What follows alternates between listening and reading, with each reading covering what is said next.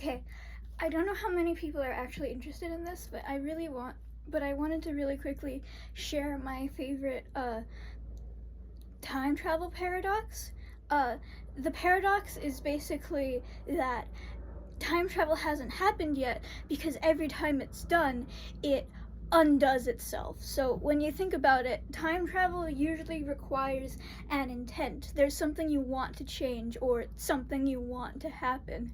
But once you've done that thing, that in self creates a paradox where you in the present day no longer have to time travel to do that thing, meaning it thereby undoes itself because you therefore never went back to time travel.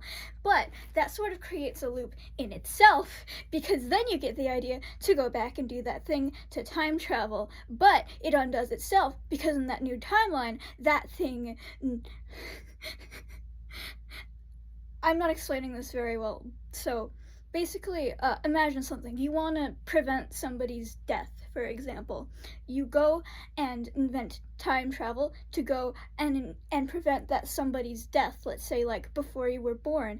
However, in that timeline where that person never dies, you now no longer have an incentive to invent time travel, meaning that in that timeline, the time travel never happened, so the time travel undoes itself, that person dies, and now you're in this timeline where none of that ever happened.